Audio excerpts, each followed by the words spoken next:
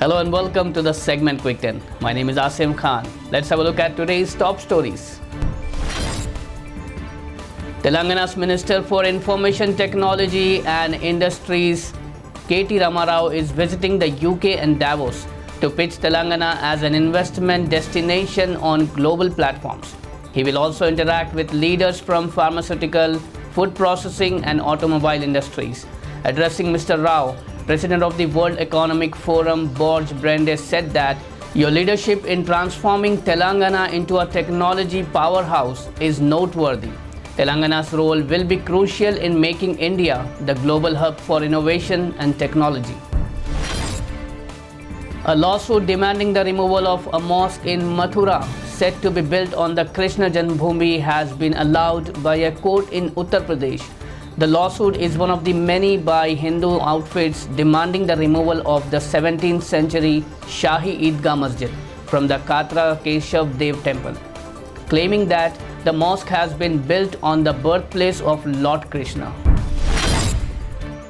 As the Gyanvapi mosque issue intensifies, Delhi BJP leader Tajinder Bagga today called the former Rajya Sabha member and Saffron Party leader Subramanian Swami a liar and a traitor for attacking Prime Minister Modi over the Places of Worship Act. Mr. Swami tweeted that even after 8 years as PM, with absolute majority in Lok Sabha and de facto majority in Rajya Sabha, Modi has failed to withdraw the 1991 Places of Worship Act by moving Parliament for its deletion. It was expected of him.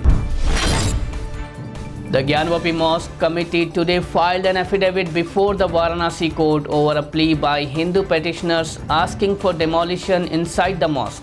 The affidavit says that the demolition request is inadmissible as the survey report has not been released and all parties had publicly said that they were satisfied by the filming process, as all measurements have been taken from the fountain that the petitioners claim is a Shivling.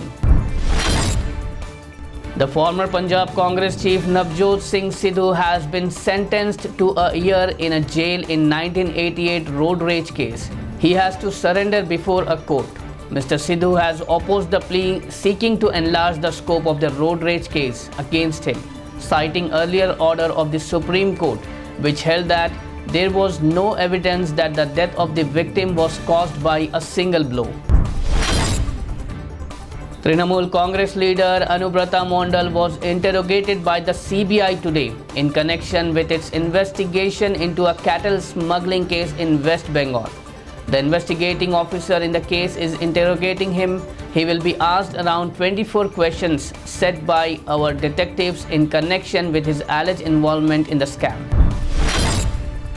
China has removed some COVID-19 test requirements for people flying in from countries such as the United States and shortened the pre-departure quarantine for some inbound travelers as it fine-tunes measures to cope with the Omicron variant.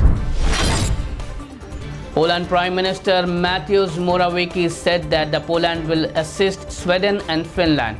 During a conference, he said that I consider the accession of Sweden and Finland to NATO as an important signal of strengthening security in Europe. I want to make it clear that in the event of an attack on Sweden or Finland during their accession, Poland will come to their aid. US President Joe Biden meets the leaders of Sweden and Finland today, after the nations set aside their long-standing neutrality and moved to join the NATO alliance in response to Russia's invasion of Ukraine. Israel has arrested one of the pallbearers of Al Jazeera reporter Shireen Abu Akleh, but rejected his lawyer's claim that the detention was linked to his role at the funeral. Abu Akleh was shot dead during an Israeli army raid in the West Bank last week.